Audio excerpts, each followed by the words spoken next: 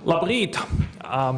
Mani sauc Valts Kalniņš, no Domnīcas Providus es esmu, un man ir tas gods vadīt šodien paneļu diskusiju ar ļoti ievērojumiem ekspertiem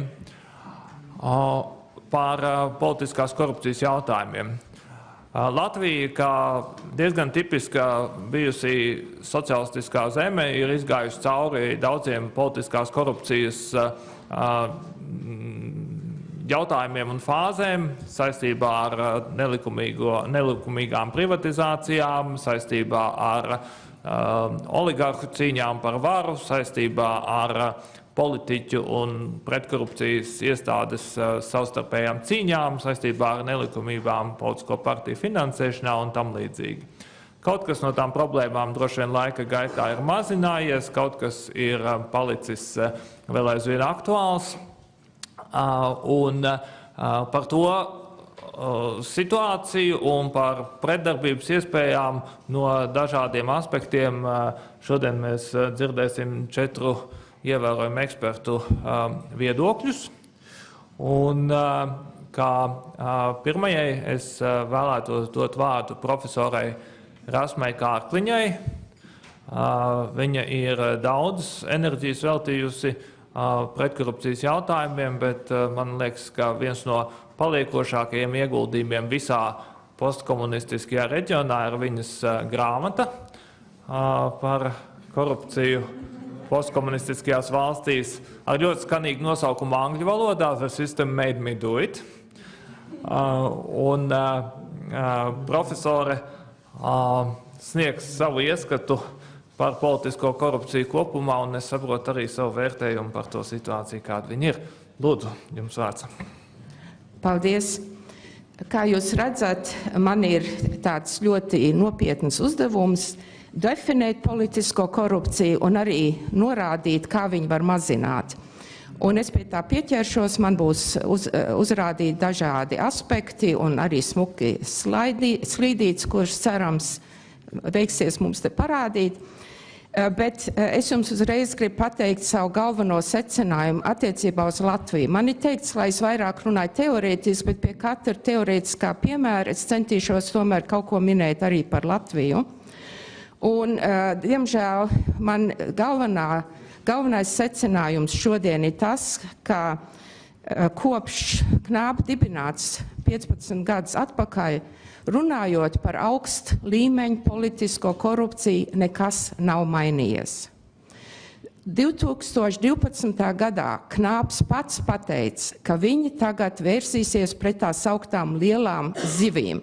Ar vārdu sakot, bija tāda apņēmība, tagad mēs gan mēģināsim ķerties krātai visvairāk kaitīgai politiskai korupcijai, proti augstu līmeņu valsts sagāpšanai, ko es arī jums tūlīt definēšu. Tā kā man, veidojot šo prezentāciju, bija savā ziņā ļoti drūmi nākt pie tāda secinājuma, jo kā dažlabs varbūt zina, es pēc dabas esmu optimists, un daudz man pat ir apsūdzējuši, ka es tā drusku vientiesīga, ar rozā brillēm staigāju pa pasauli un tam līdzīgi. Bet tā nav. Es esmu realists un es esmu pētniece, un es savu šo secinājumus balstu uz daudz gadu iesaisti un pētniecību. Un te es gribu drusku stādīties priekšā, kas ir mana, tā varētu teikt, kvalifikācija, uz ko es balstos. Kā jau Kalniņš kungs minēja, mana šī grāmata par korupciju postpadomu reģionā ir iznākusi arī angliski, faktiski viņu uzrakstīja angliski, jo es ilgus gadus strādāju Amerikā kā politoloģijas profesori, The System Made Me Do It. Un starplaikā viņi ir tulkoti 6 valodās, ieskaitot latviešu valodā, ko es jums te parādīju, Valters un Rap, 2005. gads. Un tas atkal parāda to laiku posmu, ka tad arī, zināms, es esmu sniegusi daudz intervijas, es esmu daudz pati rakstījusi dažādos portālos, un vēl pie tam es 4 gadus biju Saeimas deputāte, kur es strādāju pretkorupcijas apakškomisijā. Tā kā man ir bijis ļoti daudz dziļa saskarsme ar korupcijas jautājumiem Latvijā, tā kā es domāju, ka es savus šitos spriedumus balstu uz nopietnu izpēti un pieredzi. Ja beigās kādam no jums liksies, ka es tomēr pārāk drūmi šoreiz skatos uz Latvijas situācijas, būs ļoti priecīgi, ja jūs man pārliecināsiet, ka tomēr tā nav, ka ir tādi lieli panākumi. Tā, tagad es sākšu ar to, kas ir tas galvenais apstākļus augsta līmeņa politiskai korupcijai. To arī jau krietni sen, 1999. gadā, definēja Pasaules banka kā valsts sagrābšanu vai nozagšanu, angliski state capture. Un viņi norādīja, ka tas ir tāds komplekss ar dažādu veidu darbībām, kā kāda grupa augststāvošu cilvēku vai nu politiķi, jeb uzņēmēji, jeb ap kopā, lielos apmēros mēģina sagrābt valsts institūcijas un tās padarīt sev pakalpīgas ne tikai naudas ziņā. Šorīt Roskungs minēja, ka viens no lieliem panākumiem KNABam ir tas, ka ir vairāki lieli gadījumi, kur ir liels summas apgrozījās iepirkumos un kur bija tad arī kukuļošana. Tas ir svarīgi, noteikti, bet valsts politiskā korupcijas apdraudējums nav tikai iepirkumos, nav tikai kukuļošanā. Ir ļoti daudz citi svarīgi paveidi. Un te mēs nonākam pie pirmās slīdītes. Ar vārdu sakot, es arī savā grāmatā izveidoju vispār tādu politiskās korupcijas tipoloģiju, kur ir vēl citi zemāk līmeņa politiskās korupcijas piemēri, bet šeit būtu tā augstā līmeņa politiskās korupcijas definīcija. Kā jau minēju, valsts sagrābšana ir galvenais, un tur ir viens piemērs valsts institūcija de facto pārņemšana. Un zināms, tas notiek slēpti. Arī šorīt jau minēja dalībnieki, korupcija pēc definīcijas ir slēpta. Tā kā viņi ir grūti atklāt un pierādīt. Bet ir daudz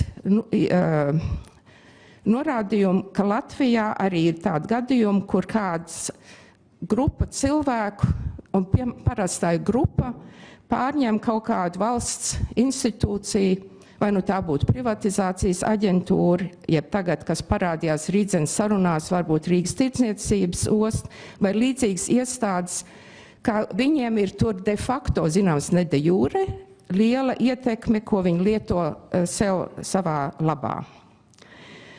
Tas ved uz nākamo, piemēram, privātu muižu veidošana. Tas ir tāda, kā, piemēram, viena iestāde atkal un ministrija līdzīgi, ko es nu pat jau teicu. Un arī, zināms, ne tikai pārņemot kaut kādas institūcijas, bet arī izmantojot citas publiskās institūcijas savējo labā. Otrais punkts, kas ir valsts sagrābšanas būtisks aspekts, ir slepena koruptīva varas tīklu veidošana.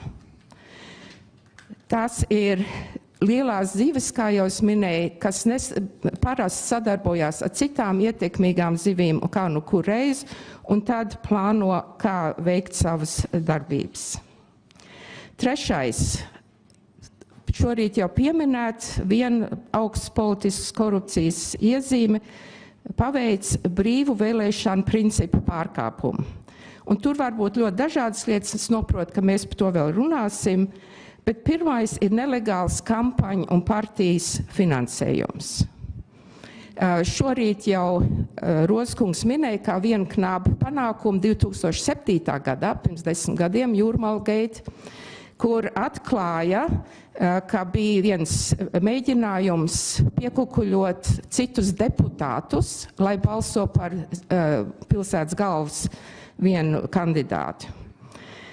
Tas ir viens piemērs, bet otrs, ko arī jau minēju šorīt, ka viena liela problēma kampaņu un partijas finansēšana pārkāpumā ir tā sauktās melnās kases. Ne tikai atsevišķi ziedojumi starp citu parādās kaut vai viņus var apšaubīt, vai tie ir leģitīmi, bet tomēr viņi tiek atkal slēpti finanšu avoti, melnās kases. Un tur man jāmin, ka viens panākums, ko mēs paveicām, kad es biju Saimā, laikam tas bija kādā 2012. gadā, ka melnās kases esamība tagad ir krimināla noziegums. Tā kā, ja patiešām to atklāja, un es ceru, ka atklās, jau diemžēl liekas tādas lietas ir, tas ir ļoti nopietni ņemams. Tad, zināms, slēpts politiskās reklāmas pirkšana arī ir pārkāpums. Jo tas viss sašķob vienu no demokrātijas stūrakmeņiem - brīvas vēlēšanas un brīvu amatpersonu ielikšanu amatos. 4. punkts ir likumdevēja varas ļaunprātīga izmantošana. Mēs te nonākam pie likumdevēja, proti notiek likumu pirkšana privātām interesēm.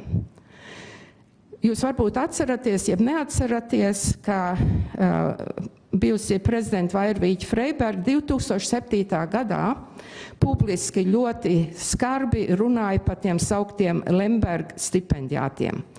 Un viņas aizdomas bija, ka Lemberga kungs ir daudziem deputātiem maksājis stipendijas, lai viņi attiecīgi balsot par likumiem, kas viņam bija interesanti. Šai lietā, cik es zinu, nav nekāda atrisinājuma, un vispār tā ir viena lieta, kāpēc es esmu tik apbēdināta par pašreizējo situāciju Latvijā ar pretkorupcijas apkarošanu, ka ir daudz šādas lietas, par kurām ir runāts, presē rakstīts, un nav nekāda rezultāta.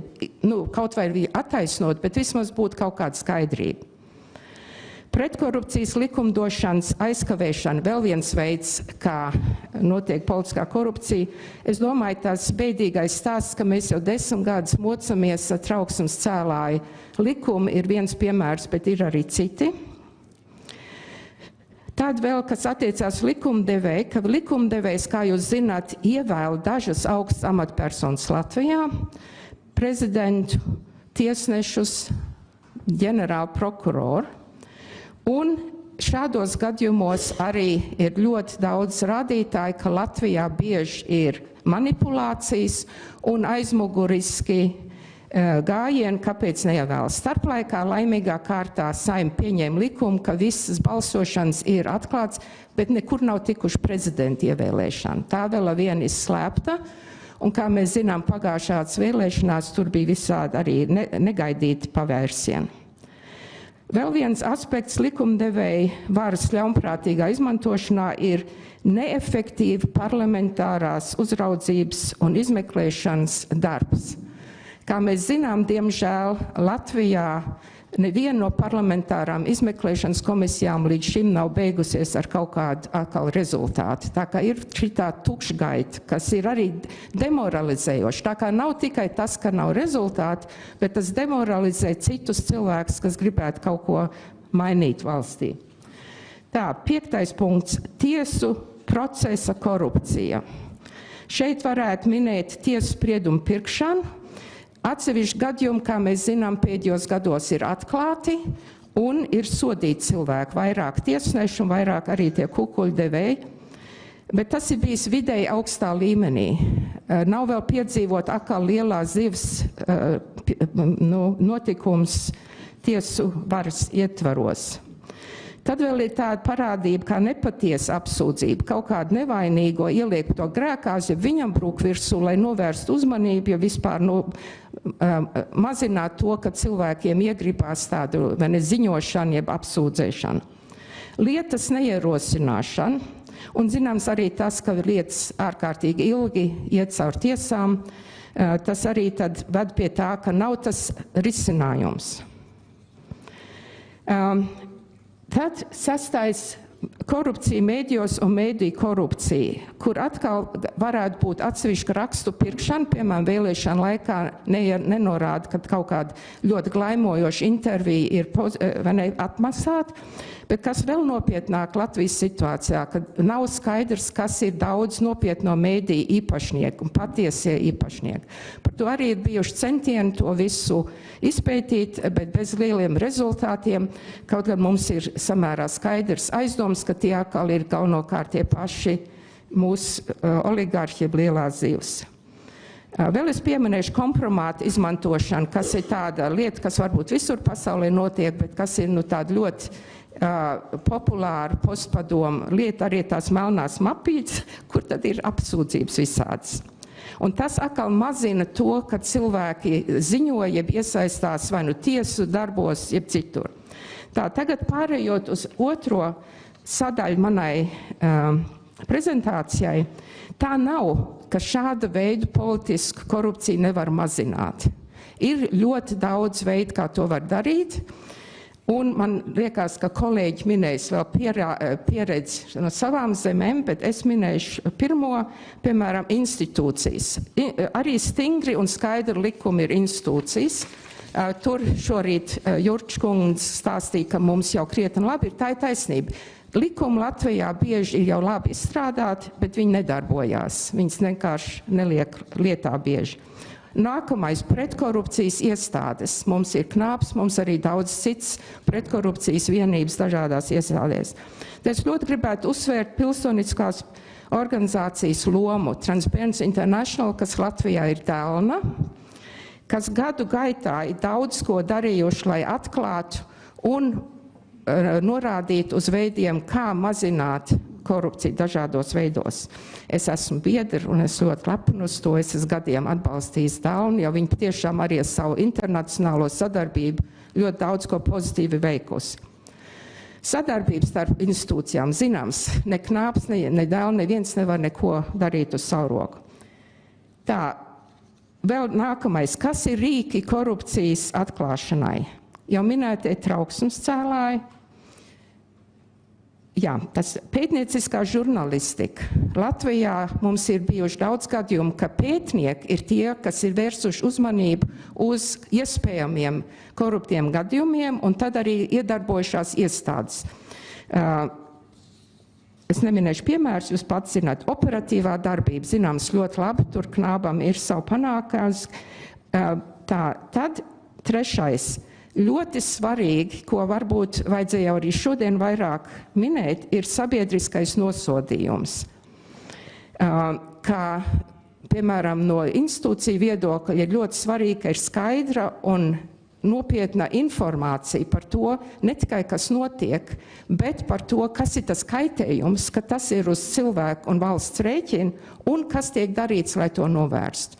Man liekas, tur bieži bijuši lieli trūkumi, ka šitā sabiedrības, visi saka, nu sabiedrība jāiesaist, bet nav tas tāda ļoti proaktīva darbība. Tā, tas ir faktiski tieši tas, ko es arī saku par nākamais punkts, skaidrojums par kaitējumu. Kad es sāku pētīt korupciju pirms kādiem 20 gadiem, bija samērā vāji pētījumu un zināšanu bāzi. Starplaikā tas politoloģijā un daudzās citās jomā ir viskarstākais temats. Un tagad ir fantastiski pētījumi no Pasaules bankas, no visādām iestādēm par to, cik ļoti kaitīgi ir politiskā korupcija, vispār korupcija. Ir izreikināts ekonomiski, tas apmēram 15% valsts zaudē no sava IKP. Un ir zināms tas politiskais zaudējums, ka cilvēki vairs netic savai valstī, un varbūt arī paši sāk iesaistīties, vai ne? Nu, ja jau visi dzīvo, kāpēc es ne un tam līdzīgi. Stratēģija. Ļoti svarīgi ir tas, ka katrai pretkorupcijas iestādē, arī pilsoniskai grupai, ir sava stratēģija. Nevis tikai, nu, kas gadīsies, to mēs darīsim. Piemēram, es jau minēju, ka vajag fokusēties uz lielāko sabiedrisko kaitējumu, un tas, manuprāt, ne tikai Latvijā, bet citur ir lielās zivs kā prioritāte, ko KNAB solīja, un es ceru, ka viņi atkal to ņems kā savu prioritāti. 5. Kas ir pamatā daudzam tam, ko es jau minēju, un tiem gadījumiem, ko es minēju, ka visefektīvākais novēršanas līdzeklis, visefektīvākais. Zināms, ir svarīgi arī tas, ko mums stāstīja par izglītošanu un tam līdzīgi, bet visefektīvākais ir reāla sodu pieredze. Pašlaik Latvijā un vispēdējos 15, 25 gadus ir bijusi nesodamības pieredze un kultūra. visi kaut kur, un tas faktiski brīžiem, es domāju, varbūt labāk būtu pat neatklāt kādas lietas, nekā tā, kad, kā mums bieži gadās, tu saki, milzīgi, nu ziniet, kas tur pa baigiem blēžiem un ko viņi izdarījuši, un tad čiks, ja? Tas veicina šito nesodamības izjūtu ne tikai tajās cilvēkos, kas ir tie aktīvi vainīgie, bet arī sabiedrība.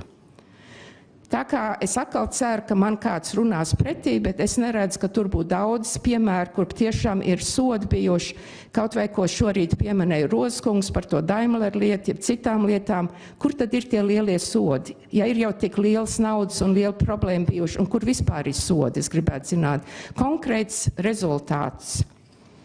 Zināms, tas viss balstās ātri izmeklēšanu, un arī uz nekavētu tiesvedību. Un tur arī mēs zinām, ka bieži ir grūtības, un tad, kā jau es minēju, redzams un iespaidīgs sods. Man palikusi 1 minūte, bet tai minūtē es vēlreiz gribētu vienkārši mudināt jūs visus 2 lietām. Nopietnāk domāt un pretoties šai vispārējai politiskai korupcijai, bet sevišķi tais augstā līmenī, un es ceru, ka būs daži piemēri, ka varbūt es tomēr šoreiz drusku pa drūmu skatījos, ja varbūt nākamos gados ar jauno KNAB vadību mēs pēkšņi redzēsim tāds spilgts piemērs, nu kaut kas tiek darīts. Nu, tagad viss mainās un lielās zivs vairs nevar peldēt brīvi. Paldies!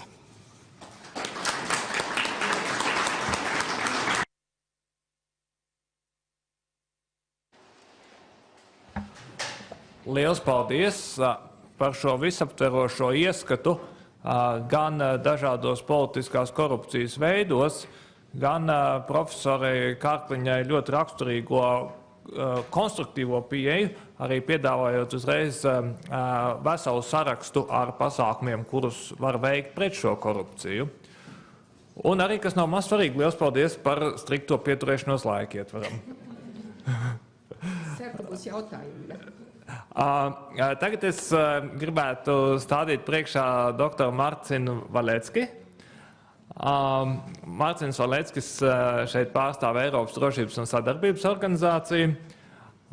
Viņam ir ļoti plaša pieredze gan pētniecībā, gan publicējot savu analīzi par dažādiem ar korupcijas jautājumiem saistītiem rīcību politikas pasākumiem un pieejām. Bet es gribētu uzsvērt to, ka Marcins Valeckis ir viens no starptautiskiem ekspertiem, kas arī ir atstājis svarīgu, nozīmīgu nospiedumu Latvijas pretkorupcijas cīņā, jo pirms vairāk kā 10 gadiem, es vairs precīzi neatceros cik, Marcinam bija svarīga loma ar savu viedokli un ieskatu, kas balstījās starptautiskajā praksē, un ar savu dalību diskusijās, kas mums bija Latvijā par politisko partiju finansēšanas ietvaru regulējumu. Tas bija svarīgs pienesums. Un tagad es dodu vārdu doktoram Valeckim, lūdzu, par partiju finansēšanas jautājumiem, es tā saprotu. Okay.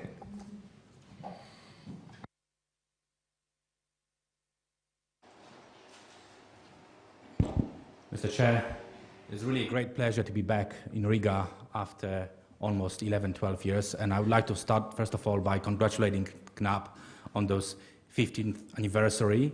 It is really something to celebrate. And I don't mean that you need 3 more years to reach 18 so you can enjoy alcohol. I don't mean that. I really mean that, working in this field and establishing yourself for the last 15 years, you are indeed a regional champion.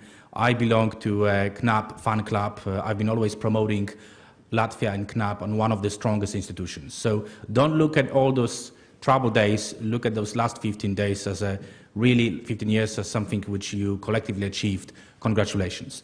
I'm also very happy to see colleagues from Providus, from the Central Election Commission, a number of colleagues. I will build on the presentation done by Professor, and I will share with you my experience of working in this field for the last 20 years in more than 40 countries. I'll make a number of personal remarks. I do represent Office for Democratic Institutions and Human Rights, OSCE. I'm head of the Democratization Department, but I am going to refer to examples coming from a number of countries. And if you see any similarities which was discussed, which was mentioned earlier, this just shows you that we are dealing with some of the regional challenges, regional trends. I think it is always good to go back and look how we've been trying to regulate this issue, how we've been trying to deal with the issue of political corruption over the last 100 years. And, and I like going back to the quote coming from one of the most influential policymakers, Justice Brance's US Supreme Court 100 years ago. Basically, you could summarize his quote in a very simple way. Either democracy controls money or money will control democracy. It's a simple choice. Over the last 100 years, we've learned that we are dealing with some very powerful interests, or very powerful individuals who are going to take an advantage of the electoral process. They are going to take an advantage of political process. And they will try to control democracy with their financial means. You can also go back to the quote coming from a former Italian Prime Minister, Mr. Craxi. Those of you who are familiar with a huge scandal in Italy in the early 90s, Mani Pulite, this quote comes from what he mentioned to Italian Parliament exactly 25 years ago. That most of the political funding is irregular or illegal.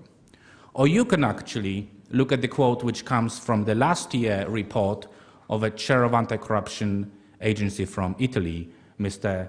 Cantone, which basically says that, what we've seen over the last decades was a kind of like a collusion between corrupt public officials, corrupt individuals, mafia. It's not this model anymore. Unfortunately, the corrupt public officials, the perpetrators, and the politicians belong now to the same organization, and he means the same organized crime group. This is what is happening in Italy, and I will show you a few examples. So what is my point? The point is that this is the biggest challenge to the quality of democracy in the 21st century, the issue of funding of politics. Public opinion knows exactly that something is wrong with political parties, knows exactly that something is wrong with democratic institutions. If you look throughout Europe, in a number of countries, less than 6–7% of people trust political parties and trust politicians. In every EU country, in every European country, more people believe there's life on Mars than they trust politicians. And it's really actually a worrying development, and I'm going to go into some of those problems in a second.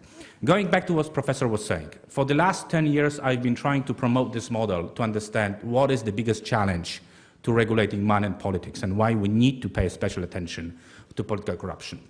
So basically, imagine that you are trying to become one of those very influential individuals. But you basically start financing a political party. In some countries, you can be the major donor, one of the few donors. You're capturing a political party, you control a few candidates, you run a very expensive campaign, you get control over the key agencies. State companies, Professor mentioned a few examples, and believe me, I'm not talking about Latvia here. I'm talking about this is the problem in a number of European democracies. So you get a control over state-owned companies, you get involved exactly in privatization, exactly in allocation of a key fundamental public contracts, tax breaks, licenses. You channel those resources to companies which you control, or companies which are controlled by certain interest groups. Those companies, in some regimes, are still allowed to contribute to political parties. Number of countries, such as France, Poland, do not allow companies to contribute, but a number of countries do. So you can, again, reinvest the money into the political spectrum. And my colleague from OECD is going to talk about policy capture, perception in a number of countries. You cannot see the statistics here, but my presentation will be available. You can see what people think about where the wealthy interest groups are capturing government contracts, are capturing policies. You can see ongoing fight, which we've seen since 19th century, early 20th century, with very powerful individuals, so-called oligarchs. My colleagues from Africa, I spend a lot of time working in West Africa, in East Africa, are joking that those oligarchs are suffering from a political version of AIDS, which is additional income deposited in Switzerland. They have enormous resources which they control outside of their own countries. And I'll go back to that in my final slide, and you understand why this element is important. So this is the model which we've been struggling with for the last 150 years. And this is the model which we are still seeing in a number of countries. And because of my current capacity, I don't want to give any concrete examples of the countries, but you all know, especially in post-communist countries, which are the countries where we have those very powerful individuals who are controlling political discourse, who are controlling political system. So this fight is far from being over. This is something which I will show you a few positive, good examples, because I've been asked to provide some good examples of what is happening. But still, this is the biggest challenge to equality of democracy in 21st century. Public opinion knows exactly what is happening. This is why we have a major distrust towards political parties, politicians, parliaments. This is not only on the national level. This is just an example, and for the sake of time, I will not be able to go into details. You're also seeing it on the regional level, on a local level. This is just an example. We were mentioning some cases from mafia. This is the most recent case from Rome, from Italy, when over 2 billion euros were actually channeled from corrupt officials through politicians to organized crime group. And you see the linkages. All of it is very clearly described in the recent cases. Positive developments. Let me just focus on a few positive developments. First of all, no doubts. I strongly agree with the previous speaker. We are seeing a growing normative framework, normative structure. We have a number of international standards, number of international conventions, UNCAC. We have a Council of Europe recommendations. We have OSCE commitments. We produced, and you have a copy in the front of the room, jointly with the Venice Commission. Our office produced guidelines on political party regulations, dealing with the issue of party funding. We have a number of other voluntary initiatives. So in terms of awareness, certainly over the last decade, over the last 2 decades, we've seen a number of improvements. And Yves-Marie will talk about Greco evaluation, so I don't want to focus on it, but believe me, I personally believe, and I can praise Greco now, this is probably one of the biggest achievements, what we did with the Greco evaluation of the 3rd round. It really opened our eyes to a number of problems which we are seeing in Europe. The same on the national level. Number of initiatives. I've been myself involved in drafting almost 25 regulations in different countries, including Latvia. I was helping you in 2006 with an assessment of the current legal framework, then working with Providus on provisions dealing with public funding. And we are seeing those regulatory interventions in a number of countries. Every year we see at least 10, 15 countries trying to improve their regulations dealing with party finance, with anti-corruption. We see a number of positive developments in other areas.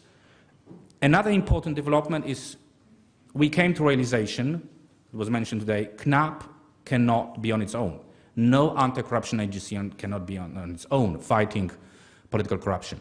Those are the 4 building blocks every consolidated democracy which wants to address this issue needs to have in place. First of all, very strong internal controls within political parties. We're still lacking here. Political parties are high-risk organizations. They need to have internal procedures to regulate how they are collecting money. There need to be ethical boards. There need to be special bylaws, by rules, who can contribute to political parties. You cannot leave it to external regulator. Political parties need to watch their own business. They need to have the same high standards as the banks have when they're dealing with cash, and they need to be very careful in terms of how they're fundraising. Still a long way to go. Independent political finance regulators. I'm not going to go into this issue in too much details. A number of publications have been published. I, together with IFES, published a few years ago a whole manual on how to secure effective enforcement, talking about specialization of anti-corruption bodies, all the resources which they need. No doubts. Effective regulations, if they are not properly implemented, they will become a paper tiger. So specialized agencies equipped with the proper resources, and I'll go back to this issue in 1 second. Civil society and media, especially investigative journalists. Latvia has been really blessed with Providus, with Transparency International, with very good investigative journalists, with very good academics, Yanis Ikstens and others. You actually are an example of how this issue becomes a part of the public discourse. And this is the way forward. But unfortunately, we are seeing in a number of countries that investigative journalists are not allowed to work on those issues because of economic censorship. The funding to NGOs working on anti-corruption is declining. So this is one of the worrying developments. And a fourth very important pillar of an effective control is voters. all those reforms will not succeed if we do not have voters who are committed to vote corrupt politicians out of office. And one of the worrying things is decline in small donations. Throughout our region, especially this region, we are seeing a growing dependence on public funds. And that's another thing that we will not discuss today, but that's a worrying trend which we need to keep in mind. Another important development, positive development, is the role of internet. You will see some examples of databases. I do apologize if this is the old version of KNAB database, but we see a number of agencies actually utilizing IT technology to disclose information. The transparency is certainly improving. We have over 12 countries now which are using sophisticated online databases to disclose financial information. Something which was mentioned this morning, and I would like to give an example of a UK Electoral Commission. My colleague Lisa Klein keeps talking about it. We need to pay more attention to prevention. We need to pay more attention to actually supporting political parties by giving them guidance, advice provisions, basically engaging in supervision and conducting ongoing assessments. Why we're doing it? Because 80% of violations are minor administrative violations, and no regulator will ever have enough resources to deal with all those violations. You just have to eliminate those small violations at the early stage so you can really focus on key issues, key cases. And this is the lesson learned from other agencies. You simply engage in prevention, you eliminate small, less important cases, so you have enough resources to focus on those really important cases, which Iveta was asking in the morning, those top 3-4 cases which you want to be monitoring. So main challenges, very briefly. I will take 5 minutes I will still try to focus on optimistic note, but let me just take you to the dark side of what doesn't work. If you see our election observation reports, this is what our office is doing. Basically, we are paying more and more attention to campaign finance, and I've also brought with you a new publication on how we're now monitoring campaign finance. It's an element of every single election observation mission now, what DER is doing. But if you will see a number of recommendations, almost in every country, you will see that the regulator, either election commission or anti-corruption body, is not provided with adequate resources to really focus on their job, to really focus on their mandate. This is why I was very happy to hear this morning from the leadership of KNAB that they've been, and especially from the Prosecutor General, that they've recognized this need. No doubts. This is the major problem we're seeing in the region. Those regulators are not getting sufficient resources, which is really schizophrenic if you think that at the same time we are providing hundreds of millions of euros to political parties in the form of public funds. But somehow we cannot find 1-2 million euro to control how those funds are spent. So this is really a huge dilemma. Politicians love additional resources, but they don't like to be controlled. And I'm a former politician, I can say that. So, that's the schizophrenia which we have. We talk about lack of resources. At the same time, we are providing billions throughout Europe of public funds to political parties, but we are not providing adequate resources to agencies who should be in charge of public integrity. Another very worrying trend. I had a privilege to be a Greco evaluator of, in my opinion, one of the 2 most interesting cases, UK and Italy. If you look at those reports, you will see that what is really worrying is lack of collaboration among the agencies which are dealing with this issue. Latvia is quite lucky because we have one very strong agency. Let's just take an example of another country. Let's say Italy. You have 5 agencies, and all of it is in the report. So if Maria, I'm not saying anything confidential. We are having 5 major agencies in the room, and we're asking them about collaboration, cooperation, exchange of information, because Prosecutor General again mentioned very important thing, exchange of cases. 5 gentlemen sitting in the room, they're looking at each other and they're saying, we've been working on this issue for the 10 years, this is the first time when we're meeting. This is not how the agencies should be collaborating. You cannot fight political corruption if you have this level of collaboration. So this is another problem, we've seen it, and very telling quote from a leading anti-corruption activist from Balkans. She said last year at our specialized roundtable, she said, organized crime groups are already collaborating. They are already working together. It's high time for anti-corruption agencies to start working together. Sanctions, I would not have enough time to go into all the problems with sanctions, but what we are seeing is, unfortunately, we are moving away from effective enforcement, timely enforcement, prompt enforcement, and we are in some countries we are going towards stronger sanctions. That's not the way forward. We don't want to criminalize politics. We really want to make sure, look at the last point, we're really looking at effective measures, timely, which are applied by independent and impartial authority. If we are not careful, in a number of countries, those very strong sanctions like deregistration, loss of election office, suspension, loss of nomination, they are going to be abused by partisan agencies. In a number of countries, unfortunately, agencies are still controlled by the ruling party, so those sanctions would be used against opposition.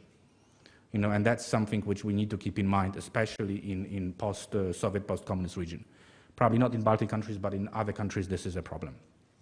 And let me just finish on, I was going to be optimistic, but we need to look into third generation of reforms. And I would just start by, first of all, no doubts enhance cooperation. We need to see regulators such as KNAB, anti-corruption agencies, election commissions, working very closely with financial institutions. If Marie Dublé was saying for years, the issue of money laundering, the issue of tax havens, at the beginning, many years ago, I was ignoring his calls, but I fully agree that the future of fighting political corruption, the future of fighting illegal funding of political parties can only be done when we have a close collaboration with financial intelligence units, with financial institutions. We have a very impressive databases on PEPs, on others. We are collecting a lot of information on financial transactions of politicians, of corrupt officials. Very seldom agencies dealing with illegal funding of politics have access to this data or are working effectively with those agencies. So the future is really to use all those impressive technology which we have, all those impressive databases which we have. In a number of countries, agencies still do not have a full access to databases of tax authorities, land authorities. This is 21st century, it should not be happening. And another concern which I have, I've been working on this issue for more than 20 years. And we've been paying a lot of attention to regulating this issue on the local, national level. We have excellent laws on national level.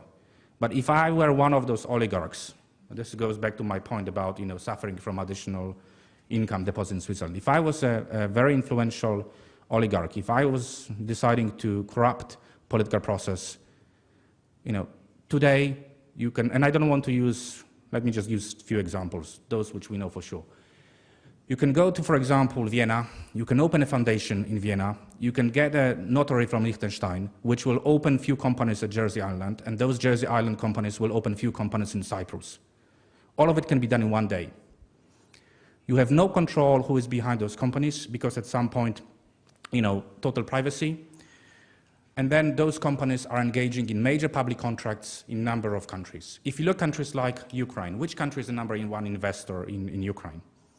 Cyprus. Which country is the #3 investor in Latvia? Cyprus. 3 times more investment than Germany. I'm not saying, don't get me wrong, that all those companies are involved in corrupt activities.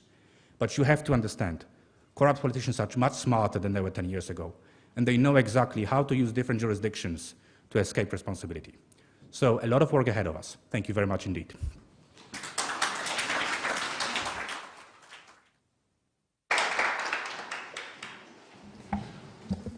Thank you very much. Man šķiet, šajā prezentācijā bija vairāk ļoti svarīgi secinājumi, un viens no svarīgiem aspektiem, kā mēs pievērsim uzmanību, bija tiešām šī ļoti svarīgā nepieciešamība pievērst uzmanību disbalansam starp to, no vienas puses, cik daudz resursu ir partijām un reizēm cik maz resursu ir tiem, kuriem vajadzētu kontrolēt šīs partiju finanses. Un disbalans starp to, cik viegli ir sadarboties starptautiski korumpantiem un cik reizēm ļoti sarežģīti ir starptautiskā līmenī sadarboties apkarošanas un kontrolas institūcijām. Tā kā liels paldies par šo ļoti vērtīgo ieskatu un atgādinājumu par vairākiem būtiskiem svarīgiem jautājumiem tieši politiskās un partiju korupcijas problēmu laukā. Viena no organizācijām, kurai starptautiski ir bijusi ļoti liela nozīme stiprināt tieši šo sadarbības aspektu, ir ekonomiskās attīstības un sadarbības organizācija, bieži vien pieminēta arī Latvijā ar tās anglisko saīsinājumu OECD. Šī organizācija ir radījusi daudzus nozīmīgus starptautiskos standartus pretkorupcijas jomā.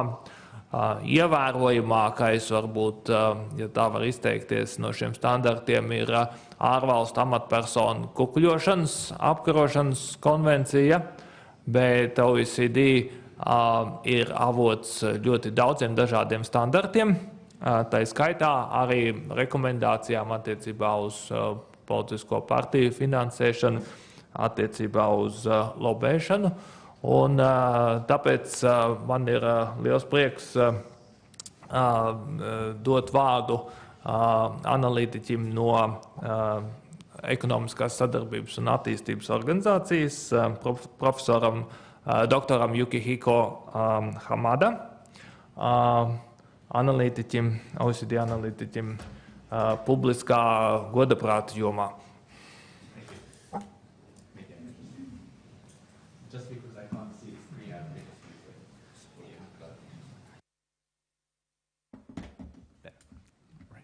Hello.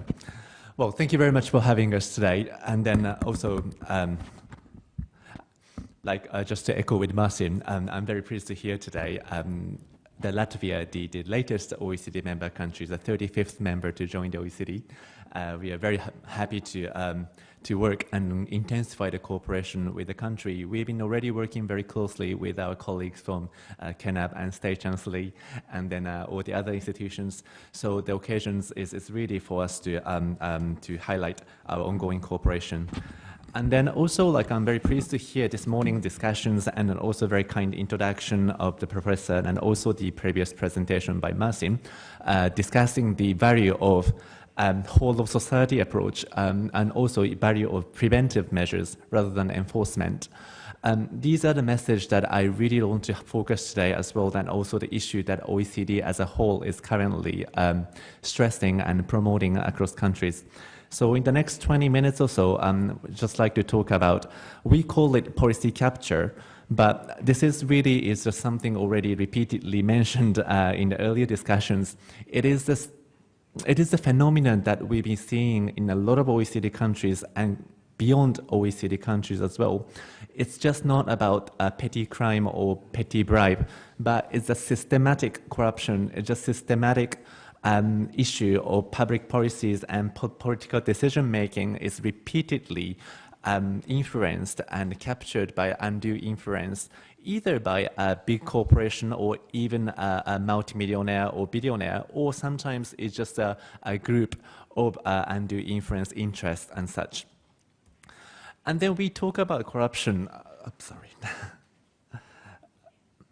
And we talk about political corruption today, but really, how much is a political connection worth? We all know having a connection with politicians or having some sort of influential people on company board tend to benefit or work in favor. But it's actually very quantify the corruption, how much is corruption costing. But there are certain studies out there that just highlight this very gray area of cost of corruption. So I like to take this example of Indonesia. So there's a figure here. This is the, back in 90s, we want to use a little bit of old data because now we can really look back and then examine what happened. So in the late 90s, Indonesia was ruled by this President Suharto. He was a very strong figures, and of course he was known for having a very strong connections with business people, and he was sometimes also criticized for exercising certain nepotism or other type of the favors for those who's close to him. So this is the figure that, and also in 96 June, his health condition suffered. So what this figure is actually showing is this, the first line is in the color of orange, is the value of regular Indonesian company. And then the other color, which drops in the middle, is the value of the company that known to have a very strong connection with how those sum.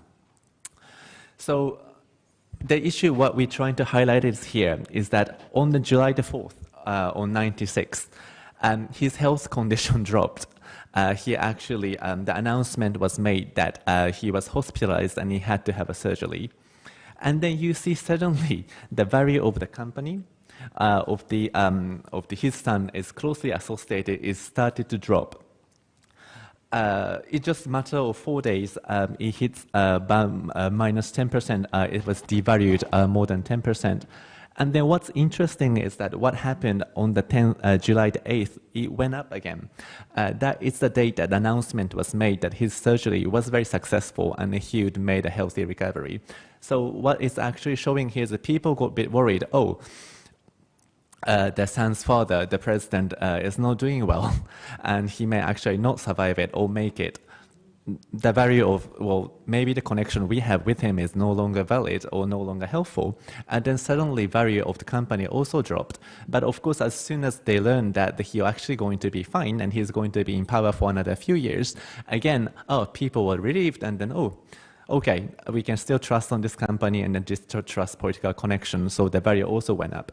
And also another interesting thing is that announcement was made on the July 4th.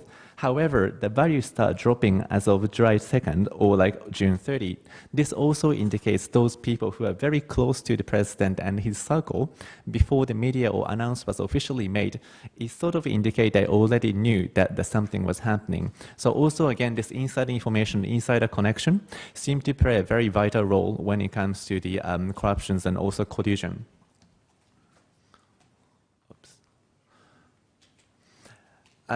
These examples, actually, it's not only the case of Indonesia. I mean, we can find it in across many other countries within OECD countries.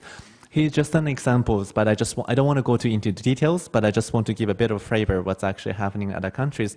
For example, in Italy, well, firms with political connections often results in 5.7% more revenues on average. 5.57 more revenues than other countries, other companies without political connections.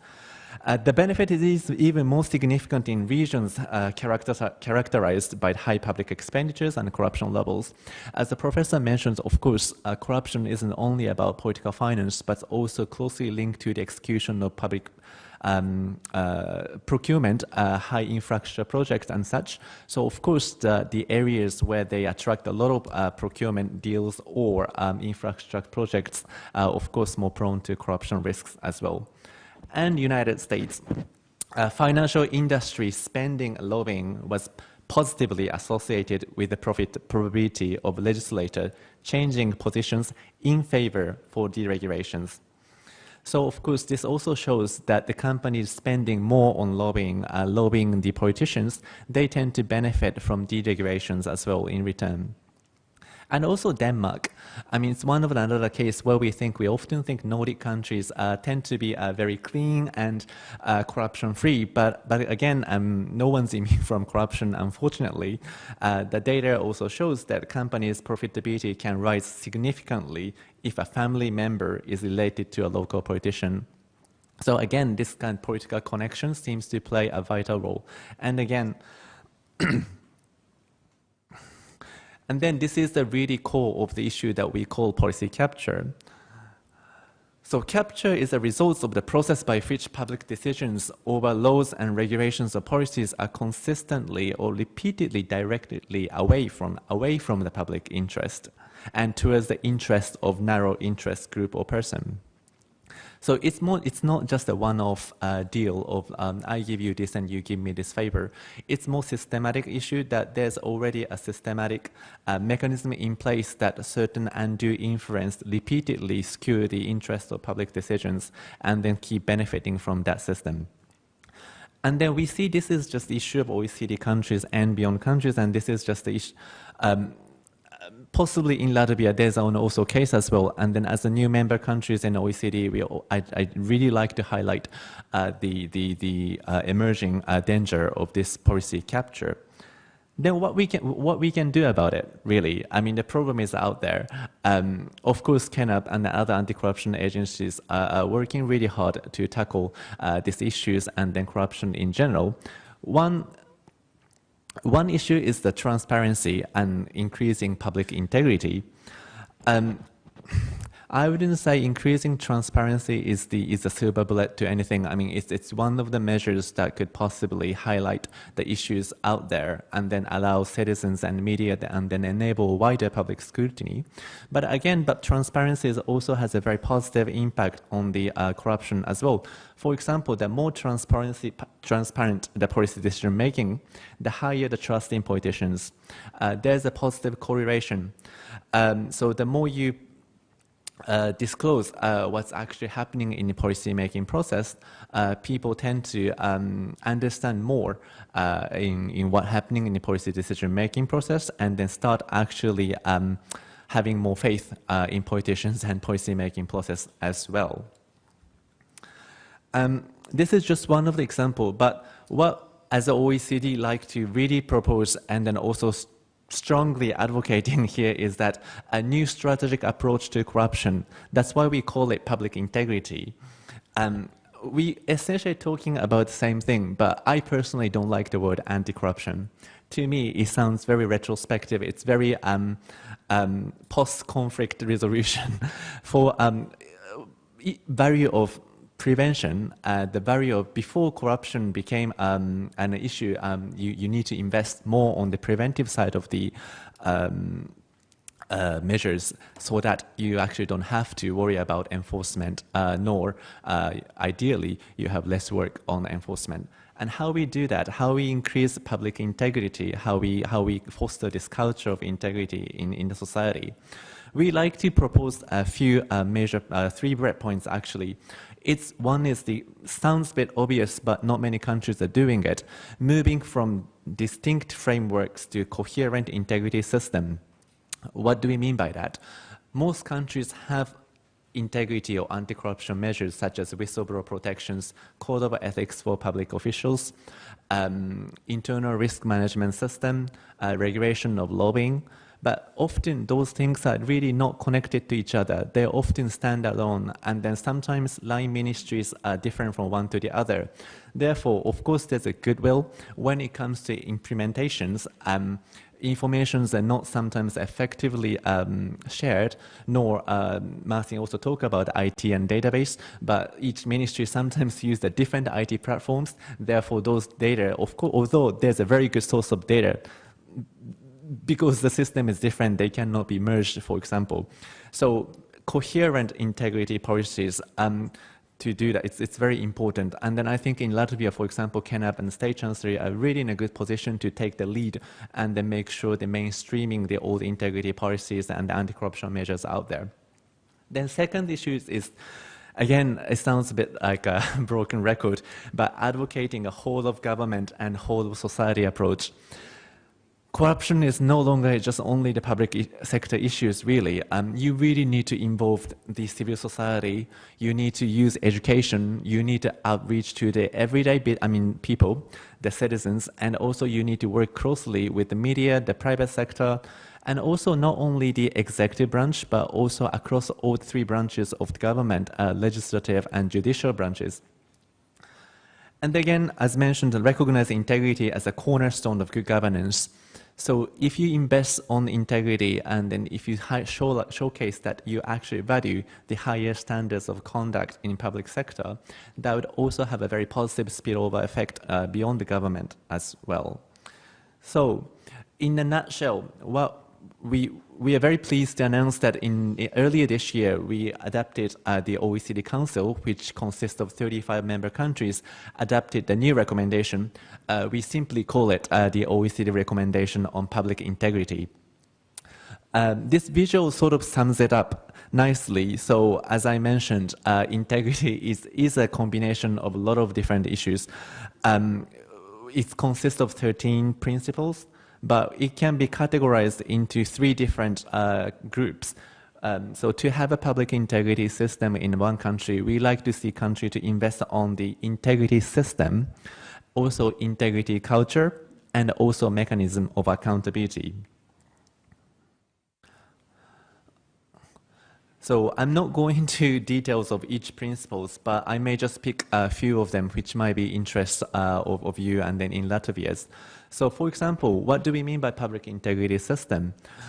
Again, I touched upon this issue earlier, but you need to have a coherent and comprehensive integrity system, which is characterized by the one's commitment. You really need to have a political will to drive this anti-corruption reforms. I'm sure all the officials or working level at KNAB or any other anti-corruption agencies in other countries are passionate as each other.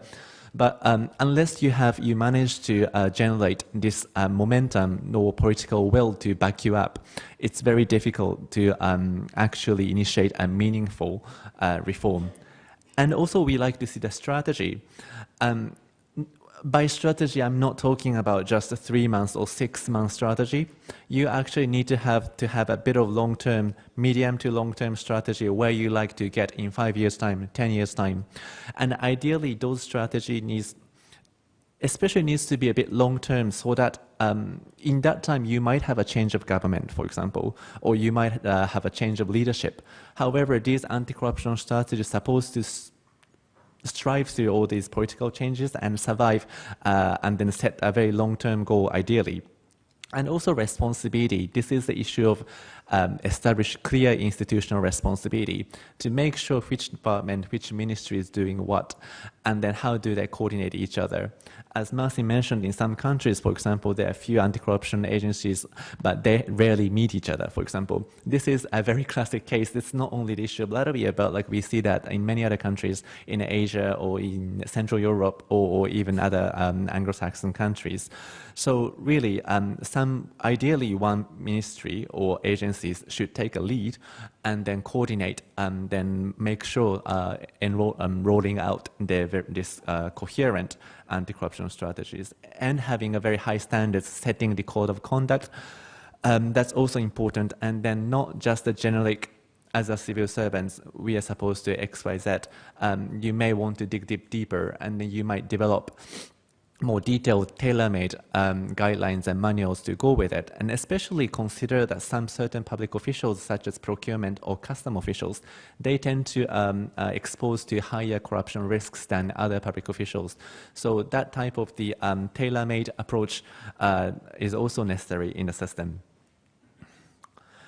And then once you have a system, so you have all the rules and set on paper, you have agencies who's in charge of anti-corruption, but then you really need to invest on the culture of public integrity. This is about what's actually happening in your office or in your daily interaction with your colleagues, your managers, and such.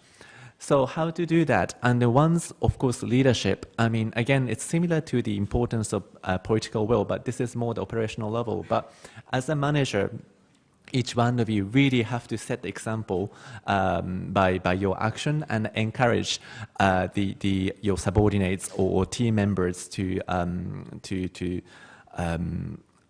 take on this whole anti-corruption initiatives. And also capacity building. I was very pleased to hear this morning that the importance of providing regular training, more structured training was mentioned by the leadership of KNAB in this morning. But this is absolutely crucial, not just the will, but make sure that your staff is actually skilled and have a proper training, up-to-date understanding of anti-corruption laws and such. This is important. And also openness, whole of society. It starts with us, it's anti-corruption, really. If you see something wrong in your office space should be in the office where the issue questions can be easily raised, and then also having a faith in the managers that they actually act on it. So this is issue of like whistleblower protection. I understand that yesterday was devoted to this development of whistleblower protection, and then I see state chancellors and also made a very good presentation, I heard. So not going to details, but also this is something we also promote at the OECD. I just want to give a bit of recap, which might have been already discussed, but again, nonetheless, important to reiterate the value of having a whistleblower protection law. So, in the OECD countries, the trend is such more and more countries start to enacting dedicated whistleblower protection law. As you can see, I mean, it's a little bit small, and apologies for those sitting at the back, and I hope you can see it clearly. But in the last 5 to 10 years, we are seeing the emerging trends that more and more countries are opting for dedicating, introducing the whistleblower protection law. But however, the contents of the law can really change, and then there are certain elements that you really have to consider. For example, the definition of protected persons. Who can report wrongdoing and be given a protection as a result? Is it just only public sector employees, or does it include consultants or short-term contractors, or how about trainees or temporary employees, or how about former employees or potential employees, or those who volunteer to work at this ministry but not have an official status as such? These things also need to be taken into consideration, and also subject matter of the reports. What can I report? And then if I receive a negative treatment, should I be afforded a protection? Is it just a general wrongdoing? Any wrongdoing I see in office can I report to this person? Or is it just only corruption? And of course, we like to see this scope as a little bit more flexible as possible. But again, it's really up to the context and then the countries, but this is certainly something to think about. And also definition of discriminatory or retaliatory action. What are they? So I report some unethical behavior or my colleague, and then as a result, I receive some sort of negative, I suffer the consequence. But what sort of consequence can I call it as a retaliatory action? Does it have to be the form of demotion or deduction of my salaries, or can it include some sort of verbal threat to demote me, for example? I mean, that sort of more non-evidenced, more oral threat, for example, can it be classified as a retaliatory action? I mean, this seems to be very detailed, but these things also need to be very much laid down in the law and policy as well when you develop. So just to not going to go into details, but in OECD we conduct survey, and just to give a bit of the flavor how other countries do. So in terms of the definition of complaints or what's whistleblowing, of course criminal offenses mostly covered in most countries, but of course corruptions or just breach of code of conduct is also often counted as the offense that can be reported under the whistleblower protection theme. Types of reprisals that require protection.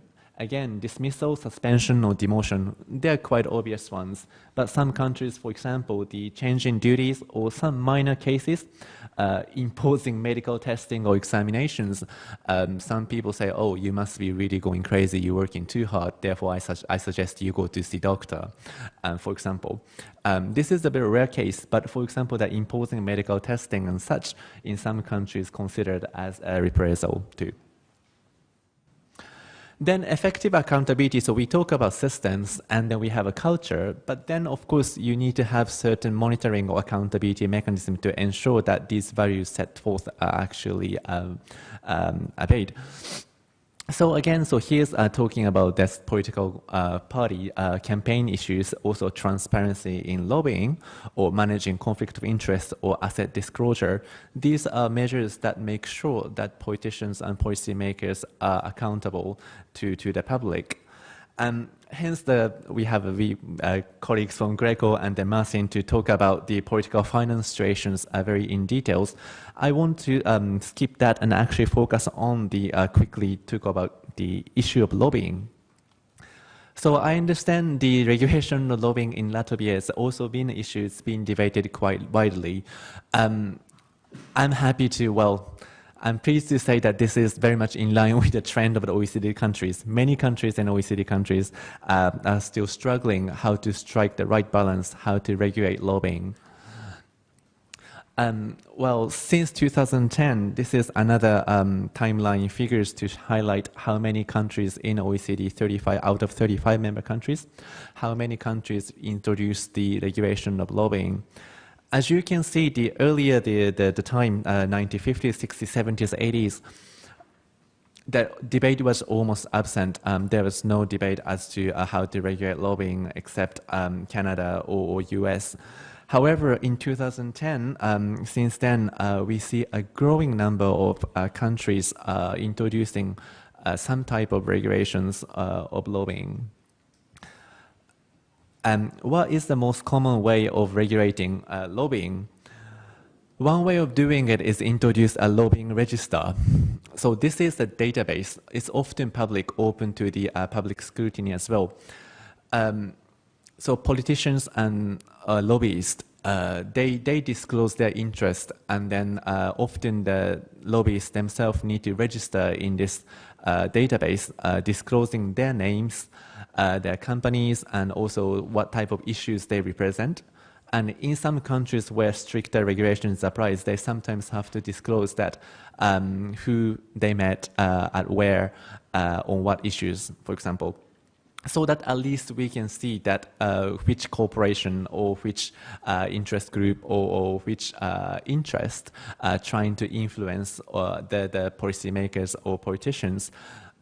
Of course, this is not, again, perfect solution to increase the transparency or ensure integrity in lobbying, but by doing that, at least you'll be able to shed certain light on the lobbying and where people tend to think or tend to associate lobbying with the more backdoor deals, but increasing transparency will change the perception on lobbying. It's a bit small, I'm happily just skip it, but there's a type of information that stakeholders believe that should be made public available. So of course, most lobbyists and then legislators think names and contact details and then specific subject matters lobbied and such need to be publicized. But of course, the one areas of just to make the presentation with others, colleagues, for example, contributions to political campaigns, how much lobbying group or like people are paying for political parties. Those need to be sometimes included in registers, and then some people actually do find it very useful. And then just very quickly, again, this is another whole issue I can talk about another half an hour, so I'm aware that I'm running out of time. But quickly, another issue related to lobbying is that these revolving door situations. Politicians, after they leave the office, they become lobbyists. They start lobbying then their old office or and such. And then this is another corruption risk areas in terms of policy capture. Of course, policy capture is often based on the very personal links as well. So unless, I mean, some countries have a certain cooling off period requiring the politicians to have certain period of time before taking up a job in the private sector, for example. But this area was also relatively underdeveloped, and then certainly if it's not the case, I mean, if it's the case of Latvia, I strongly encourage the people to think about the regulation of such practices. So the way forward, again, compliance and enforcement are still a challenge. I'm sure the the legal framework is often very good on paper. That's the case of almost all countries, and also thanks to the Greco monitoring and such, especially within Europe. And when it comes to political financing, for example, the standard is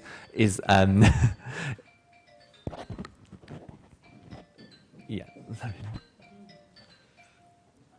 Yeah, I think it's just a sign to just shut up, right? I'm wrapping up now. So, etc. Right? So yeah, but however, I mean, even if law is perfect and then every measure is actually on place, implementation. I mean, if it's not implemented, it really is just value stays on paper. and limited measurement of the effectiveness of existing measures. This is something that OECD we are organization for economic cooperation, and we like numbers, we like data, we like statistics, and it's very hard to quantify the impact of corruptions and hard to measure the effectiveness of anti-corruption measures. So when you're developing, for example, the whistleblower protection in Latvia, we very much encourage the authority to, for example, develop indicators to, along with the draft law, so that once the whistleblower protection is implemented, 1 year, 2 years, 3 years, you can trace it back, how many cases are there, how effective that is, how this law has changed the perception of corruption, for example. Unless you make some effort to grasp the effectiveness of policies, it's really difficult to provide any update of the reform and such. So indicators, data, statistics, those numbers really are important.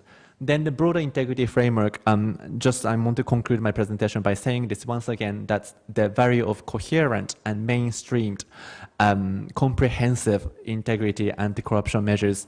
Of course, we are here to discuss very specific issues of whistleblower protections or political finance. However, everything needs to be connected, and somehow the data or the case made available in a very comparable manners, so that we're not just talking about the corruption in political finance or corruption in lobbying. We're talking about corruption as a whole, and therefore the measures also need to be connected together. And then I hope, I'm sure the KNAB is actually doing really well connecting all those dots and then leading the way in OECD countries too. Thank you very much.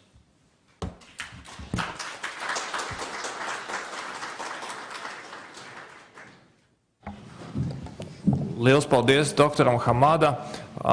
Es atceros diezgan daudz situācijas, ko es kādreiz esmu pieredzējis, ja attiecībā uz kādu iestādi ir aizdomas par korupciju vai kaut kādu interešu konfliktu vai kaut kādu neētisku rīcību. Dažreiz pat iestādes vadītājs bija gatavs pateikt, ja jau tur aizdomas par korupciju, tad tā ir KNAB problēma, lai KNAB arī to risina. Un man šķiet, ka OECD rekomendācija attiecībā uz publisko integritāti ir tas, kas māca tieši pretējo pretkorupcijas jautājumi, kultūra, godaprāta veicināšana ir kaut kas tāds, kas ir visa publiskā sektora kopīga atbildība. Liels paldies par šo, manuprāt, ļoti svarīgu atgādinājumu. Un kā noslēdzošais runātājs šajā panelī ir Ivs Marija Dublē, arī cilvēks ar lielu pieredzi un dažādām svarīgām lomām, bet šajā gadījumā Dublē kungs ir kā Greco eksperts, un Greco ir viens no svarīgākajiem starptautiskajiem monitoringa mehānismiem, ar kura palīdzību valstis citu novērtē pretkorupcijas jomā, un laika gaitā Greco ir uzkrājis ļoti lielu plašu pieredzi rekomendāciju izvirzīšanā un arī attiecībā uz šo rekomendāciju izpildes monitoringu. Lūdzu, Dublē kungs, jums ir vārds.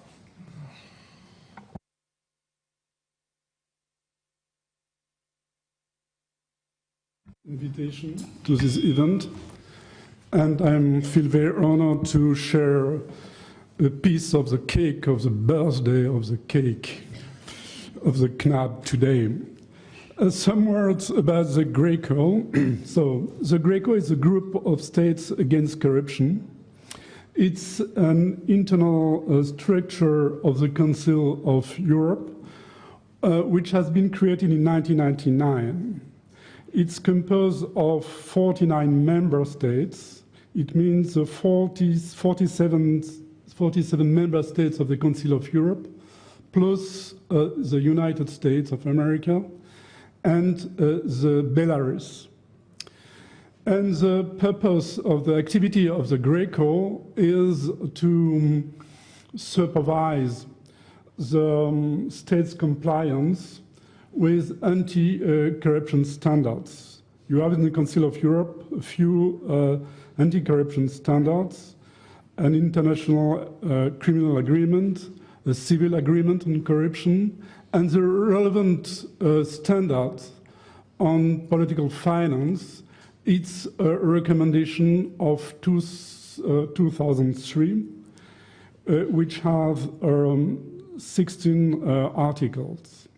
The Greco starts its evaluation in 2007, and the last country, the last member state which has been evaluated is Belarus in 2015. I was member of the team of evaluation of the Belarus, and believe me, it's an experience. The recommendation of 2003 is focused on three main key issues on political finance. That says transparency, then monitoring of the implementation of the member states on party and campaign funding.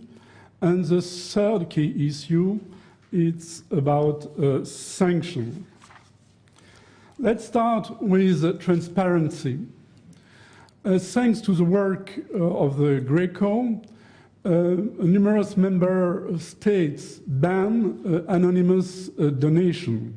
But there are still some member states which have a good reputation in terms of transparency, which kept anonymous donations, such as Denmark, Sweden, Switzerland.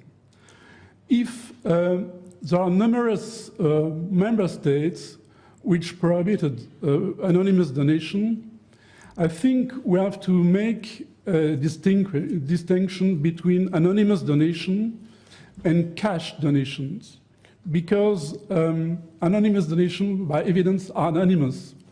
But when somebody or a legal person makes cash donations, he wants to be identified. And there are still many member states in which cash donations are applied. If we move to donation from physical persons, the Greco recommended bank transfers for these kind of donations and disclosure for these donations. But there are some member states which argue. That's the case for Belgium, for instance, which put forward as arguments the right of privacy of the physical person, or France, which put forward the fact that there is a link between a donation from a physical person and the expression of a political opinion. In some countries, there are tax systems which are attached to these donations from physical persons. I'd like to point out a case which is a German case with a system of matching funds. Because to allow the German political parties to take roots in public opinion, there is a system of matching funds, which means that when a physical person makes a donation or a fee to a physical party, for instance of €1, the state grants public funding of 0.45 cents to induce people to make a donation to political parties. And that's, I think, a unique example in Europe. Martin mentioned the case of Ukraine. With Ukraine, I think the Greco came up against serious problems which is the funding of electoral campaigns by the own funds of candidates. There are no limits for contribution to own funds of candidates, for instance, for presidential election in Ukraine, which is a way to circumvent transparency by indirect contribution. And there is a risk that's behind these own funds. Of course, there are some hidden funds from other countries than Ukraine, which help the candidates to fund their elections without any limit. If we move to the private donations from companies, with the time being, the list of the member states which prohibit private donations from companies becomes more and more important, and Latvia and the Baltic countries are part of this list. Spain decided recently to prohibit private donations from companies, but in the same time, it allowed private donations from companies to political foundation closed to political parties. So there are always ways to circumnavigate with the rule. The professor and Mr. Hamada mentioned the problem of public procurements. When private donations from companies are allowed, there is a risk, of course, that these private companies should be awarded by public procurements. And that's the reason why the Greco pleaded in certain of its report for the cooling off period for these donations for this public procurement from private companies, or for a strict ban to the access of public procurement for these private companies. Another form of private funding from companies to candidates and to political parties is sponsoring. And here you have several ways for sponsoring. In the UK, sponsoring is considered as a donation, okay. In Belgium is a country which prohibits private donation to parties, but at the same time, it allows sponsoring from private companies. And there is a German case, which is rather interesting. You note that in the media, we observe the very close relationship between the car industry and the political parties in Germany. And here, for instance, you have the case of BMW, which sponsored 11 rallies of political parties in 2015. And if we make a comparison now between the volume of the private donations from company to the Social Democrats in Germany, the volume of sponsoring, in fact, by these private companies is more important than the volume of private donations. And sponsoring in Germany is, from a tax point of view, is regarded as a tax-deductible expense from the benefit of the company, because it's regarded as an advertising expense. In-kind donations, it's a further issue. when the Greco started its evaluation round on Slovenia, it discovered that, for instance, the Slovenian companies hire staff for political parties during the electoral campaign of these parties and paid the party invoices for the electoral campaign of the same parties. There are good practices, and as an example of these good practices, we could mention the UK and the Latvian case, because the in-kind donations Latvia have to be declared to the KNAB within 15 days of the receipt of given to the political party. But there is always an unsolved problem with the treatments of the contribution of the volunteers to the electoral campaign of political parties. Loans, too. It's a problem that the Greco made in its several evaluations. I know that in Latvia it's prohibited. But it's a substantial source of income in certain countries, such as Poland and in Spain, and I speak on Poland under the control of Martin.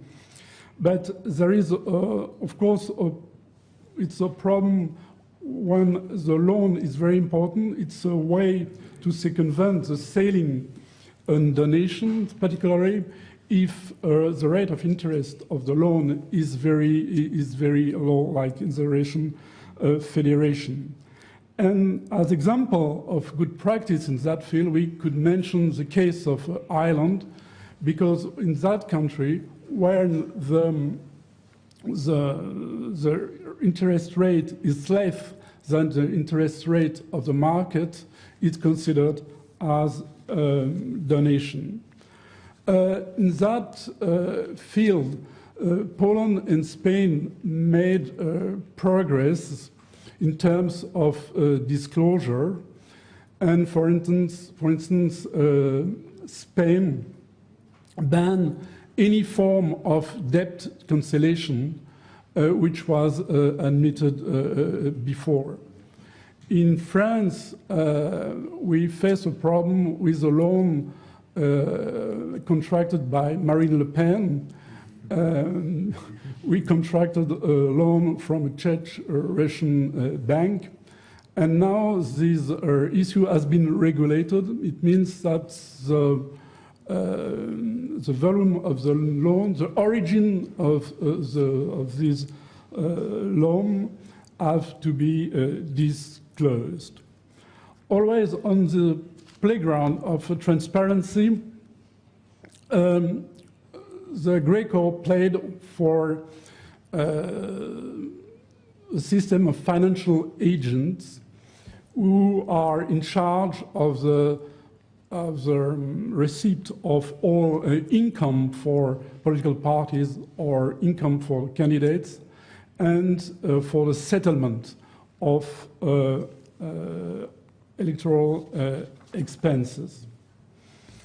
In its various reports, the Greco notes that very often the accounts report of political party did not follow standards.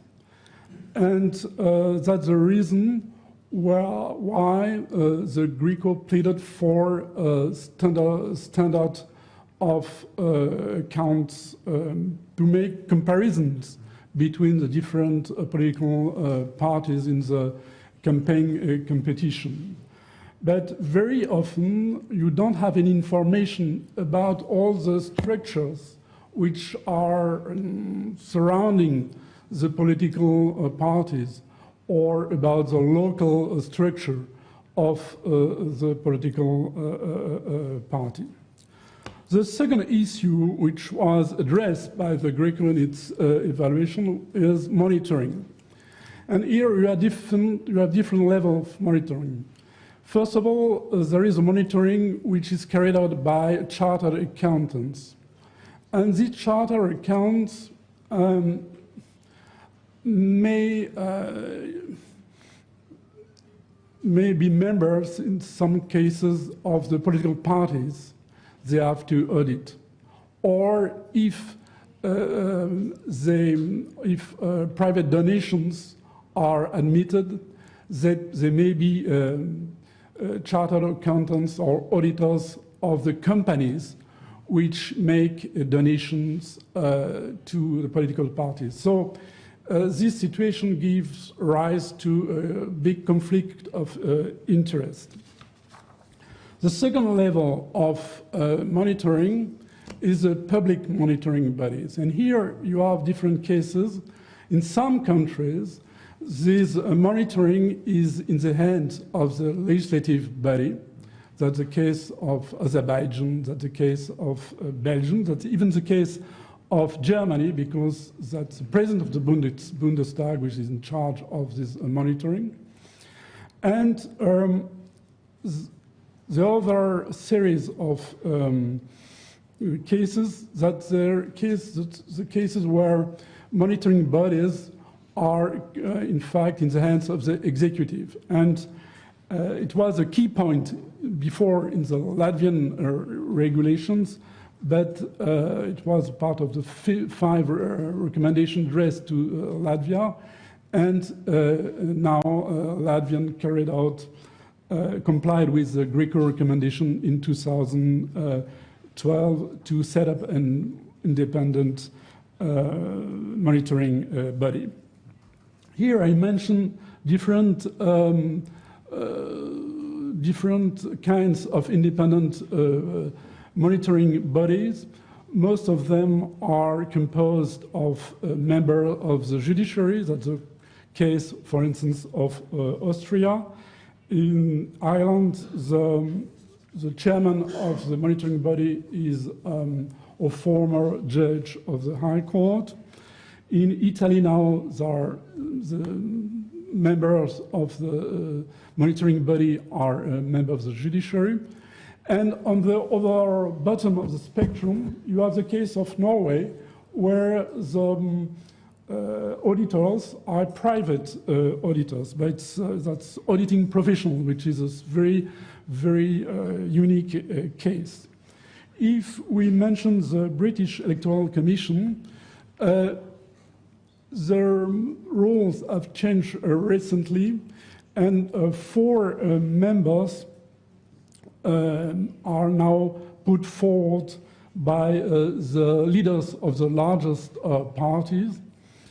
And even these commissioners are not members of the parties. And when they are involved in delicate cases, considering their previous activities, they have to recuse themselves. We have to remind one point concerning this British Electoral Commission, that the members of this commission are liable to a code of conduct and to declaration of interest, which is not always the case for the monitoring body. Now I go to the practice of monitoring. In many cases, the Greco noted that the monitoring bodies don't go beyond, in fact, the data which are provided for by the political parties and by the candidates. In the case of the UK, there is the British Electoral Commission has supervision powers which entitles it to enter the premise of political parties and candidates, which is an enormous power. And it has 2 investigation power. It means that I'm sorry, I have to remind about the time. Yes, sorry. sorry. I go quicker. And with this system, the Commission may require documents. A recurrent complaint of the Greco is the lack of staff of monitoring body, which has an impact. For instance, that's the case of Spain, because the report on the monitoring body in Spain was released very late, and it has a connection too with the status of limitation. If the status of limitation is very short, the monitoring will not be deterrent. That's the reason why in Latvia the Greco calls for an increasing of the status of limitation. Concerning the sanctions, the Greco called the member states to set up a system of effective, proportionate, and dissuasive sanctions. As Martin said, criminal sanctions are not very effective. I think that administrative sanctions and financial sanctions are more efficient. Now, if we have to draw conclusions of these Greco evaluations, I think there are some success stories, and member states have deeply changed their role after the evaluation. Here you have a list of these countries. I should add the case of Latvia. If we make a breakdown of the different of the recommendation made by the Greco, 37% of the recommendations of the Greco have been implemented satisfactorily. 9% have been dealt in a satisfactory manner. It means with another way than the way recommended by the Greco.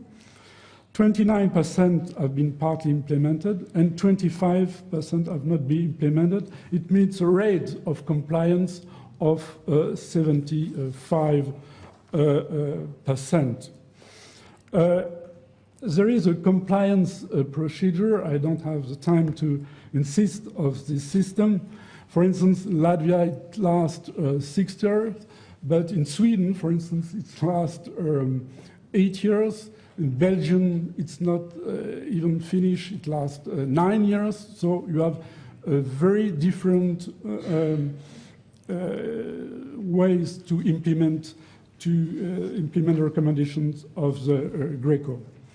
But as general conclusion, I think these 3 items I mentioned at the beginning, it means transparency, monitoring, and sanctions, are very closely interconnected.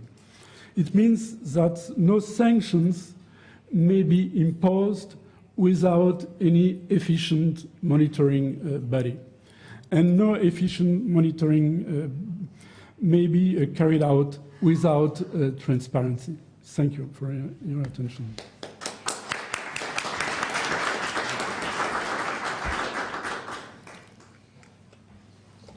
Liels paldies Dublē kungam. Greco uzkrātā informācija un ziņojumi un novērtējumi ir liela vērtība ne tikai tāpēc, ka no tiem izriet rekomendācijas konkrētām valstīm, bet arī tāpēc, ka katra valsts iegūst iespēju Greco aplūkotajos jautājumos redzēt detalizēti, kā tā ir salīdzināma ar citām valstīm. Ne tikai kā kaut kādā vienā indeksā, kur viens skaitlis izsaka kaut kādu valsts attīstības līmeni, bet šeit var detalizēt redzēt par daudziem specifiskiem jautājumiem. Un man jāsaka, ka bija ļoti vērtīgi arī šajā situācijā redzēt kontekstu ar daudziem jautājumiem un pieredzēm no daudzām valstīm šajā te partiju finansēšanas jomā. Pēc šīm 4 ārkārtīgi vērtīgajām prezentācijām mums ir nedaudz laiks palicis jautājumiem. Lūdzu, kas vēlētos uzdot jautājumus, paceliet roku, pasakiet, kas jūs esat. Tur es redzu, ir viens. Māris Urbāns, ģenerāla prokuratūras prokurors. Mans jautājums ir vairāk Kārkoņas kundzei. Jūsu prezentācija attiecībā uz sodiem par koruptīviem noziegumiem, es tagad atvainojos, precīzi necitēšu, kā jums tur bija, bet man liekas, bija viena no tām pazīmēm bija, ka sodiem ir jābūt redzamiem un iedarbīgiem. Kaut kā tam līdzīgi tur bija, ja mēs paskatāmies. Un, teiksim, mans jautājums, varbūt, lai aktualizētu manu jautājumu, ko es uzdošu vēlāk, varam atcerēties pavisam neseno lietu, kad plaša rezonanci sabiedrībā izraisīja kādā korupcijas lietā piemēroties sodi, un konkrēti, kur Rīgas apgabaltiesas tiesnesē un kādam uzņēmējam tika piemēroti sodi, kas sabiedrībā, teiksim tā, tika vērtēti kā pārāk maigi. Un mans jautājums ir, teiksim, vai jūs varētu nedaudz vairāk, teiksim, sniegt savu redzējumu par to, kādām pazīmēm jūsu ieskatā būtu jāatbilst sodiem par koruptīviem noziedzīgiem nodarījumiem amatpersonām, lai šos sodus mēs tiešām varētu raksturot kā sabiedrībai redzamus, iedarbīgus. Paldies. Paldies. Ļoti plašs jautājums, bet es domāju, ka savā ziņā atbildi jūs jau pats iezīmējāt, ja? Ka patiešām, ja bija runa tā tiesneša gadījumā par kukuli kaut kurā 9000 eiro, un tad tas sods bija līdzīgs atmaksāt to naudu, tā. Bet es vēl vairāk uzsvērtu ne tikai tā sodu mērs, tam jābūt nopietnām, ja? Bet man liekas vēl svarīgāk tas, ko es teicu, ka vajag skaidrojumu un publicitāti, lai būtu tas novēršanas efekts, ja? Tai gadījumā atkal presa reaģēja, bet es neko nedzirdēju no kādām, kaut vai no prokuratūras, jeb citām vietām, kaut kādīgi to lietot kā tādu piemēru, ka nav joki, vai ne? Ja jūs kaut ko tā darīs, tad būs sekas. Jo pārāk bieži mēs vispār nedzirdam, kas notiek, ja mēs dzirdam par kaut kādu ļoti maigu sodu. Ja es pat minēšu vēl vienu citu gadījumu, ka tā Jūrmālgaitas gadījumā tas Milošs tagad tur aizbēg no Ķipras, ja? Kaut kādīgi tā cilvēki vienkārši gandrīz jau domāja, tas ir smieklīgi, ne jau tikai Ķipra tur vai, kaut kādīgi vajag skaidri, tas mans uzsvars būtu skaidri pateikt, ka ir nozīmīgs sods, jo tas tad ir tas visvairāk iedarbīgais novēršanas rīks. Tas ir, kas man liekas svarīgi. Ne tikai, kad ir tas gandarījums, to mēs nosodījām, bet tas novērš. I just want to add very briefly what Marie said, and just like to stress, sanctions must be dissuasive, so they should not only punish those who fail to comply with all those regulations, but they also should discourage future non-compliance. And what we mean also dissuasive is, remember, especially when you're dealing with political corruption, not just a question of statute of limitation. We also know the cases from Italy when statute of limitations were manipulated. But justice delayed is justice denied. Mm-hmm. In terms of corruption, political corruption, you need to act within the time frame of a political process. Imagine if you have a systemic corruption, you corrupt elections, you get yourself elected to the parliament. Not only that you corrupt the electoral process, you're receiving public funds. You've been sitting in the parliament for 3-4 years. And we still have many European countries where it takes 5, 6, 7 years to look at the financial reports, to investigate the cases of corruption. And someone who gets into the political system, corrupts our democracy, basically enjoys impunity for 7-8 years. This is the biggest crime you could do against democracy. So that's why we're talking about, you really need to take into consideration political process, that with some of those cases, especially with corrupting elections, corrupting funding of political parties, we need to have response of relevant authorities within maybe sometimes even 1 year. Because, honestly, what was happening in Spain, the court of audit, it took them 7 years, 8 years to look at the financial reports of political parties. This cannot be tolerated in any democracy.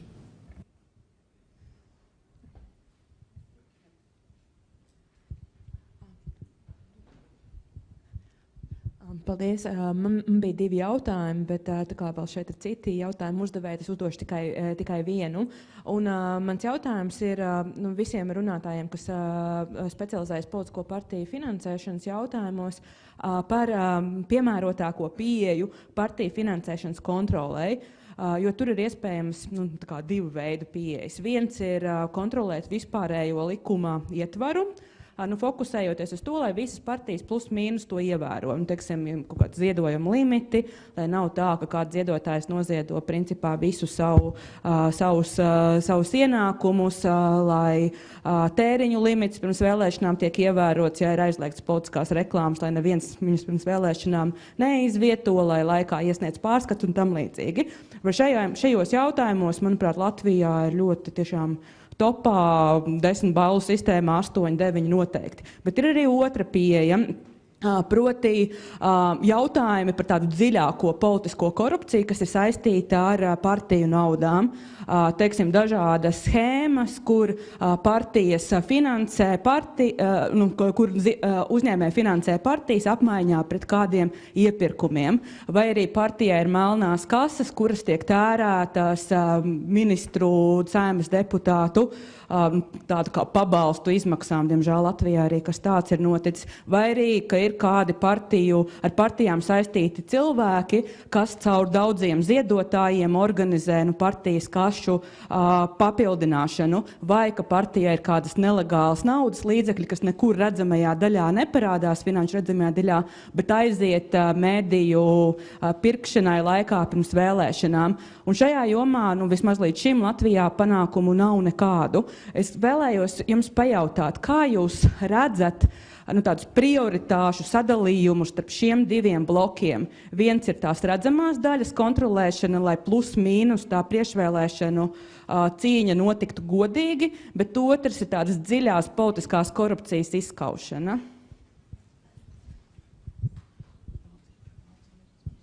Yeah. Who would like to respond?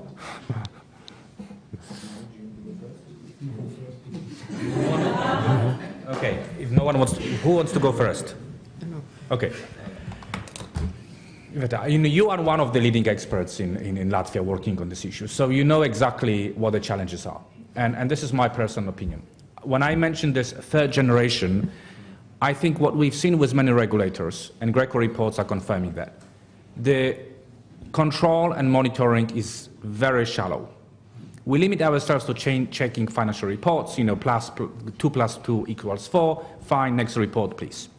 What is really needed is what colleagues were saying. We need to take what I would call deep dive. We really need to go much deeper and start to connect companies or individuals who are giving donations to political parties with their public contracts, with other activities, and check who is really behind those companies, who is really behind those individuals. You remember the initial controls by KNAB in Latvia. You discovered that individuals who were giving large amounts of money were pensioners, students. They were not the real people who were behind the donations. And then when you start digging companies, you will see connections with different interests. So what is really needed is first approach based on the prevention, so you make sure that there is a general compliance. 80% of cases eliminated. Minor administrative sanctions, reprimandation, orders to basically submit the additional documentation. So 80–90% minor administrative cases, sometimes with small parties which really made human mistakes. What organizations such as yours, NGOs, what organizations such as KNAB need to do, you need to focus on those key cases, the most important fundamental cases, and penetrate them very deep to really see who are those interest groups which are trying to corrupt your political process. And for that, you need resources, for that you need prioritization, and for that you need to have a very sophisticated IT tools to run different databases, including checking the primary ownership of the foreign companies who is really behind them. But if you don't eliminate those 80–90%, your system, just like Windows, will be stuck. You will have no real powers or resources to focus on those big cases. And this is what we are seeing in a number of European countries. focusing on small cases purposely so you cannot deal with the real problems. Yes.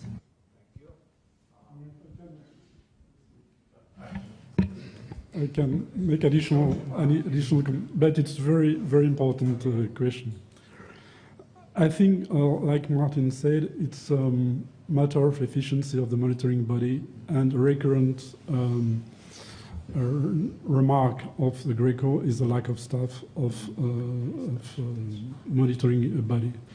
Then many scandals occurred after, long time after, and after the elections, and they are discovered, in fact, not by the monitoring body, but by the judiciary. And that was the case in Italy, that was the case in France, that was a case in Spain, with public procurements, with construction license, which is a big source of illegal funding. Now, I would make two additional remarks. First of all, monitoring is efficient when the constituency is small, but when the sources of income, when the sources of electoral expenses are widespread on the whole territory of a big country, it's very difficult for any monitoring body to discover infringements or excess of selling of expenditure.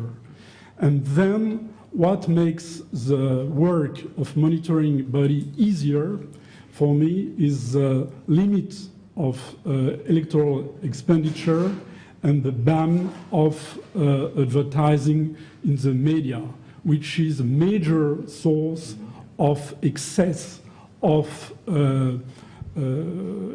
electoral expenses of illegal funding too. Jā, Valts Liepiņš no Sabiedrības par atklātību Delna. Man jābēdina Rasam Kārkliņu, jo es nevaru atrast nekādu veidu, kā es varētu viņai oponēt par tām lietām, kur viņa bija tāda samērā pesimistiska.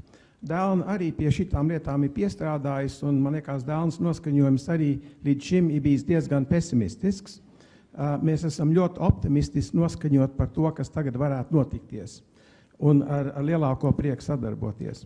Viena ļoti svarīga lieta ir, ka mēs runājam par tiem zaudējumiem, korupcijas zaudējumiem. Tie 15% no IKP faktiski tam cilvēkam uz ielas vai tādam kā man neko daudz nenozīmē.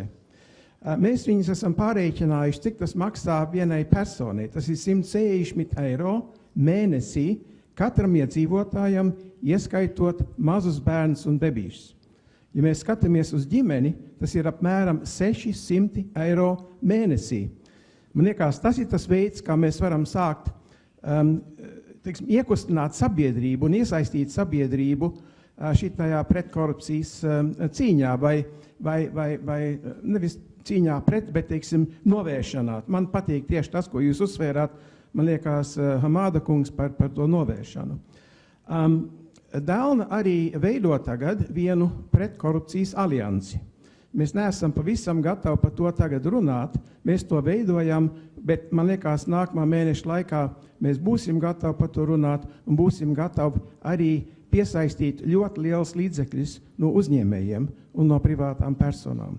Mums jautājums ir, kādu padomu jūs varētu mums dot Delnai, kā veidot šo pretkorupcijas aliansi? Paldies!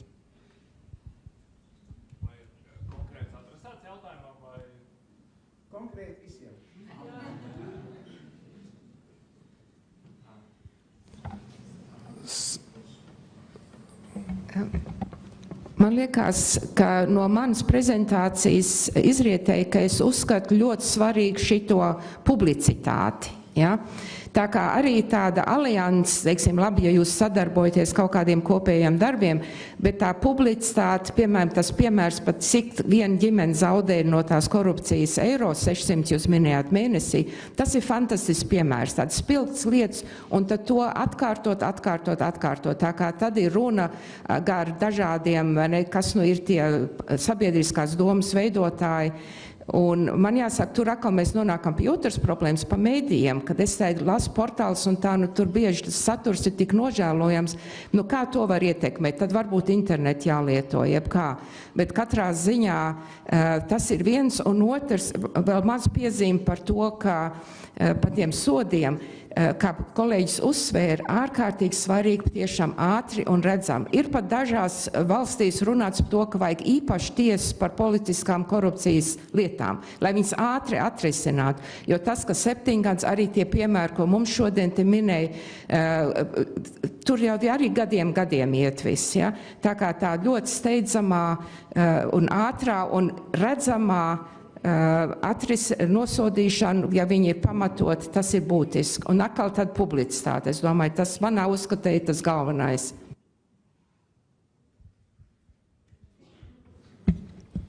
Yeah, also just to add on to the importance of the communications and outreach program. That's often the issues that the anti-corruption agencies or electoral commissions type of agencies tend to leave as a last priority, but it's actually very, very important. In the case of, for example, electoral commissions, you need staffing, obviously, to conduct auditing, monitoring, verifying, drafting policies as such, but you also need to set up a very solid team that support guidance and help to political parties. Often political parties themselves actually need to know what's actually the changes recently made to the legal system, for example, or you need to work with the stakeholders as much as you're going to monitor them, but you also need to work with them, make sure they understand the system and then give support as much as possible.